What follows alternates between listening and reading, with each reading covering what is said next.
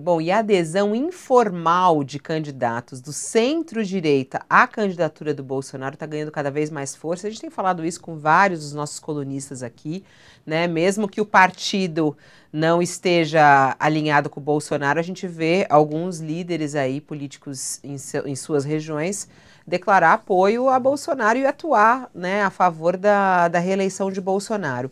Em busca de palanques fortes para a reeleição em outubro, o presidente começou a se aproximar de pré-candidatos a governador do PSDB e também do União Brasil em 6 estados. E ele já recebeu apoio público em 4 deles: Mato Grosso do Sul, Amazonas e Rondônia. Também há movimentos de aproximação no Ceará e na Paraíba. Essa é uma reportagem que está no jornal Folha de São Paulo, eu queria trazer aqui para vocês.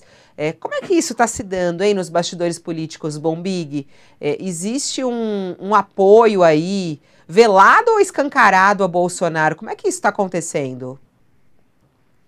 Eu diria que neste momento ainda é velado, porque ainda vai depender muito do cenário eleitoral. O cenário eleitoral ele vai acabar empurrando, imagino, candidatos que não são necessariamente hoje alinhados ao Bolsonaro, para, de alguma maneira, o eleitor dele nesses estados se o adversário for o PT.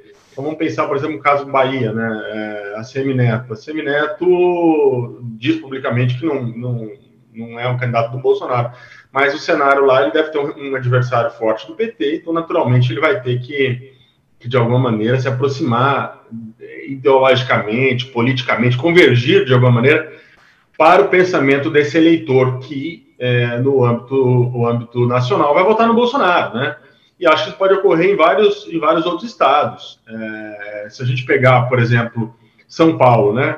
O que nós temos, o governador do PSDB também, Rodrigo Garcia, tem um pré-candidato do PSDB, mas ele tem insistido, ou pelo menos o que eu ouço dos auxiliares dele, é que ele é um candidato para dialogar com todo mundo, que São Paulo vai estar aberto para o diálogo e que neste momento está mais observando o cenário nacional. O Bolsonaro tem um candidato aqui é um pouco diferente, que é o Tarcísio Gomes de Freitas, né? Mas vamos imaginar que no segundo turno vá Rodrigo Garcia e Haddad, né? E Bolsonaro e Lula, vai por inércia, né? Então, e principalmente a demora da definição da terceira via, né? Cada dia mais difícil de definir um candidato único, cada dia consolidando-se o cenário de fragmentação, né? De candidaturas. Vai ter o Bivar, tem a Simone Tebet, tem o João Dória, o Novo tem o candidato, enfim, fica difícil também para esses governadores que querem, às vezes, escapar da polarização. Tem muito governador que quer escapar, ele não queria estar com o Lula nem com o Bolsonaro, queria uma opção de centro, pelo menos para falar, olha, estou neutro no primeiro turno.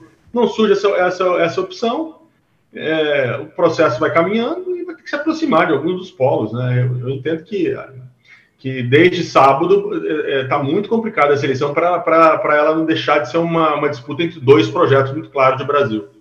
Desde sábado, eu digo, depois do lançamento oficial do Lula.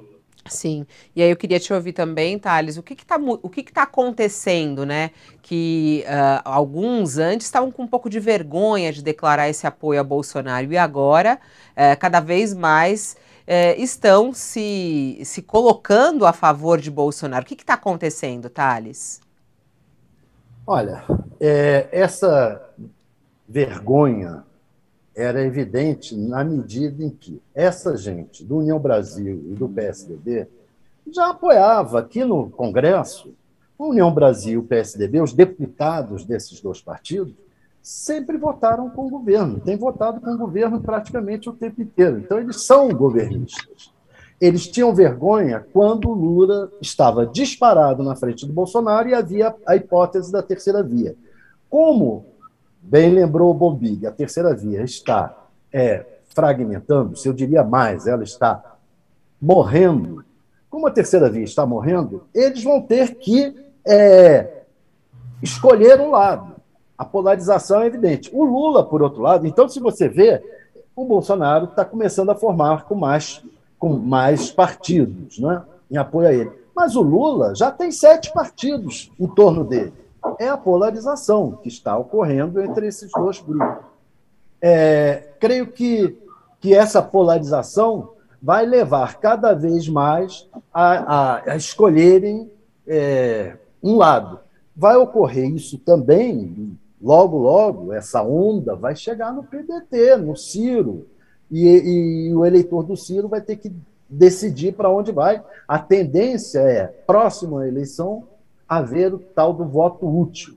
Quem estiver mais à esquerda ou menos à direita, e um pouco acabava decidindo pelo Lula para não ter o conservadorismo do Bolsonaro. E quem estiver mais conservador vai querer votar contra o Lula. Eu acho que a tendência vai ser, tende por aí.